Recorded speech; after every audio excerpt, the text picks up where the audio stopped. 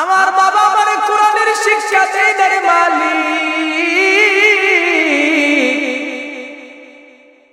আল্লাহ এই কথা শোনার পর বাবার জন্য বিচার চাই করতেন মাওলায়ে কারিমের আদালতে। সেই সময় আমার মালিক বলবেন, তুমি উলামায়ে কেরামদের কাছ থেকে কি শুনো নাই? কোরআন পড়লে তো না, আর কোরআন যদি না পড়ো জাহান্নাম ছাড়া তো আর কিছুই নেই। তুমি নামাজও পড়ো নাই, কোরআনও পড়ো নাই,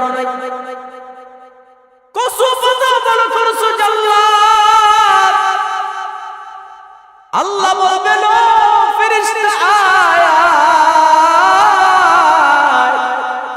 নাফরমান দুইজনকে জাহান্নামের কাঠগড়ার মধ্যে দাঁড় করাইয়া উপর থেকে জাহান্নামের মধ্যে নিক্ষেপ করো।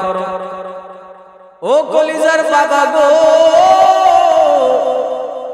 নিজের সন্তানদের আপনি নিজে নামাজ পড়তেছেন, নিজের সন্তানদের নামাজের তালিম দেন নাই। খোদার কসম, আপনার নামাজে কোনো কিছু আসা যায় না, আপনার নামাজে কোনো কাজে হবে না। আপনার সন্তানদের নামাজের তালিম দেন নাই, পাঁচ ওয়াক্ত বা জামাত আপনি আদায় করতেন, নিজের সন্তানকে বুঝান না।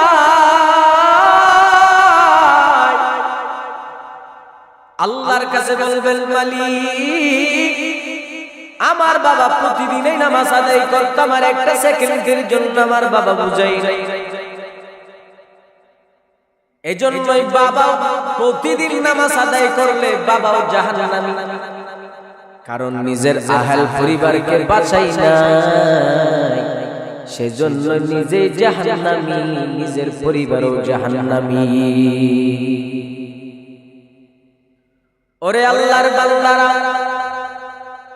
আরেক দল আসবেন, স্ত্রী চলে আসবেন, আমার স্বামী হজ করেছেন, আমার স্বামী আমারে কোনদিন নামাজের তালিম দেন না, আমার স্বামী প্রতিদিনই নামাজ আদায় করত। মাওলায়ে কারীম, আমার স্বামী চুপে চুপে চুপে নামাজ আদায় করত, আমি স্ত্রী হিসেবে আমার কোনদিন নামাজের তালিম দেই নাই। সেই সময় আল্লাহ পাক রব্বুল আলামিন স্বামীর থেকে জিজ্ঞাসা করবেন, স্বামীও বলবেন, মিথ্যা কথা দেখতে বলতেই চাইবে, আল্লাহ বলবেন খবরদার মিথ্যা কথা বলিও না, দুনিয়াতে মিথ্যা কথা কইয়া তুমি ছাড় পাইছো, আখিরাতে কোনো ছাড় নাই। এজন্য নিজে জাহান্নাম থেকে বাঁচিয়া নিজের স্ত্রীকে আপনি জাহান্নাম থেকে বাঁচান, নিজের বোনকে নিজে জাহান্নাম থেকে বাঁচান, সন্তানদের জাহান্নাম থেকে বাঁচাও। হে মুমিন, নিজের ভাইকে জাহান্নাম থেকে বাঁচাও, নিজের আত্মীয় স্বজন পাড়া প্রতিবেশীকে আপনি নিজের জাহান্নাম থেকে বাঁচান, নিজেও পড়ে নাও, অপরকে আপনি তালিম দেন। আমার মদিনার নবীর আল্লাহ তাআলা এমনি পাঠান নাই, আমার মদিনার নবীরে জাহান্নামী মানুষকে জান্নাতের প্রতীক বানার জন্য আমার নবীরে পাঠাইছে। নবী যেই দিন প্রচার করতে গিয়ে নবী কত আঘাত সয়েছে যুবক। আমার নবীরে তায়েফের ময়দানে, তায়েফের জমিনে ছোট ছোট বাচ্চারা পাথর নিক্ষেপ করলেন, আমার নবীর চোখ দিয়ে পানি পড়তেছে, আর রক্তে জোরে জুতো পর্যন্ত আটকিয়ে গেল। জিবরাইল আলাইহিস সালাতু ওয়াস সালাম আসলেন,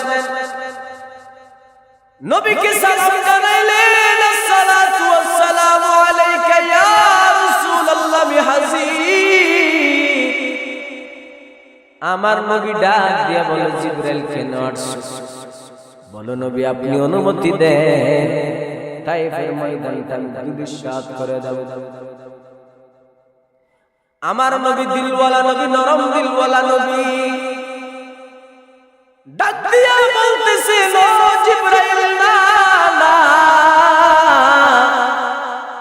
আজকে আমার ভাইরা বুঝতেছে না আমি কি মানুষ, আমি কেমন মানুষ, তারা বুঝতেছে না। একদিন যদি বুঝাস আমার পথে চলে আসবে, হেদায়েতের পতাকার নিচে চলে আসবে রে জিবরাইল।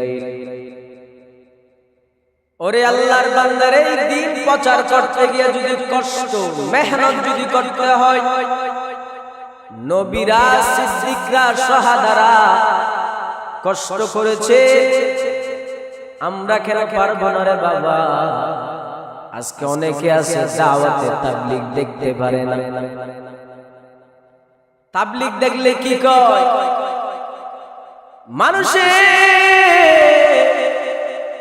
তাবলীগ দেখলে কি কই জানো? ডাক দিয়া বলে নিজের স্ত্রী নিজের সন্তানকে রাখিয়া ঈশা মানুষের দ্বারে দ্বারে দাওয়াত দাও, এটা সঠিক না। আর সাহাবায়ে কেরামরা আমার মদিনার নবী দিন প্রচার করতে গিয়ে নিজের স্ত্রীকে কি সাথে নিয়ে গেছেন নাকি? এমন বন্ড জাননি দুনিয়ার মধ্যে আছে। আমার মদিনার নবী দাওয়াতে তাবলীগ করেছেন, তাবলীগের গোড়া তো আমার মদিনার নবী। তুমি দাওয়াতে তাবলীগ দেখতে পারো না, মদিনার নবী এতিম নবীরে তুমি দেখতে পারো না। কেইসা বাটপা! আল্লাহ পাক সবাইকে হেদায়েত দান করুন। ওরে আল্লাহর বান্দারা, সেজন্য আপনি নিজে জাহান্নাম থেকে বাঁচান, আহল পরিবারকে আপনি জাহান্নাম থেকে বাঁচান। এই জাহান্নাম থেকে বাঁচানোর উদ্দেশ্য কি কারণ জানো? নিজে জাহান্নাম থেকে বাঁচলা, তোমার সন্তানদের জাহান্নামের আসামি বানায়া রাখলা। এই দিন প্রচার করতে গিয়া হাজার পরিমাণ যদি কষ্ট ব্যথা যদি পাও, আমার নবীজি বলেন দুনিয়াটা মুমিনদের জন্য কয়েকখানা জাহান্নামের মতো, জেলখানার মতো। মুমিনরা কষ্ট করবে, সেই কষ্টের ফল আমি আল্লাহ তুলিয়ে দিব না। এত মেহনত করেছেন, ত্যাগ স্বীকার করেছেন, তাদের ঋণ আমি আল্লাহ পাক রব্বুল আলামিন আমার দিদার আমাকে দেখার জন্য তারা আসক্ত। আমি আল্লাহর সাথে মোলাকাত হবে, তাদেরকে জান্নাতের আলামা দেওয়া হবে, জান্নাতের আলামা দেওয়া হবে। এজন্য তো ত্যাগ স্বীকার করলেন। আদ-দুনিয়া সিজনুল মুমিন ওয়া জান্নাতুল কাফির। মুমিনরা কষ্ট করবে, মেহনত করবে আমার মাওলাকে রাজাই বন্দী করার জন্য। দুনিয়ার কোনো স্বার্থ নয়, গাড়ির জন্য, বাড়ির জন্য, টাকার জন্য নয়, মাওলায়ে পাকের দিদার আর মোলাকাতের জন্য মুমিন অনেক কষ্ট করে রে বাবা। ওরে আল্লাহর গোলাম, মুমিনরা দুনিয়ায় কষ্ট করবে, আমার আল্লাহ পাক রব্বুল আলামিন জান্নাতের মালিক বানাবেন। আর বেঈমানরা হেসে হেসে নাচবে, কবরে গিয়া এমন পিটা খাবে বাঁচানোর মতো আর কেউ থাকবে না। ওরে আল্লাহর বান্দারা, সেজন্য তওবা করো। গুনাহ করতেছো, তওবার ভাতা গাও, আর মালিককে বলো মালিক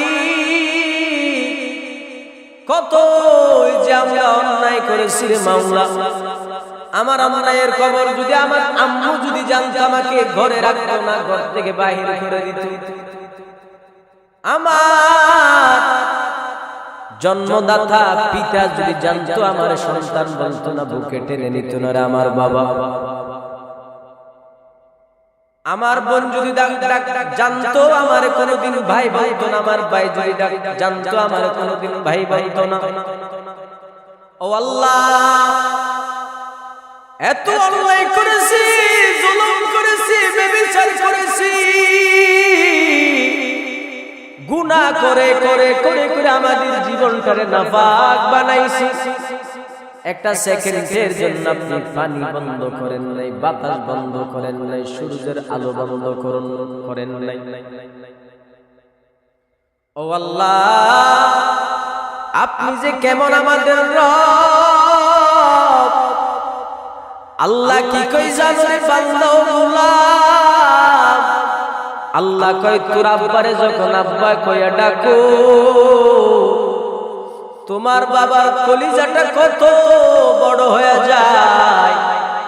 আম্মারে যখন কও আম্মু, আম্মুর মনটা কত বড় হয়ে যায়। মা ডাকতে তোমার মন অনেক পছন্দ করে। আমি আল্লাহ জাহেরি খুদা পাঠাইলাম, এদের অন্তরে যদি তোমার জন্য মায়া লাগে রে গোলাম, যে আল্লাহ আমি আল্লাহ পাক রব্বুল আলামিন আসমান বানাইলাম কুল বলেছি পায়াকুল হয়ে গেল, জমিন বানাইলাম, পাহাড় বানাইলাম, সূর্য বানাইলাম, চন্দ্র বানাইলাম, তারকা বানাইলাম, সব কিছু কুন বলেছি পায়াকুল হয়ে গেল। কিন্তু তোমার মতো বান্দা বান্দিরে আমার কুদরতি হাত দিয়ে তোমার মতো বান্দা বান্দিরে বানাইছি রে গোলাম। তুমি যদি একবার আমারে যদি আল্লাহ আল্লাহ কয়ে যদি একটা ডাক দাও রে গোলাম,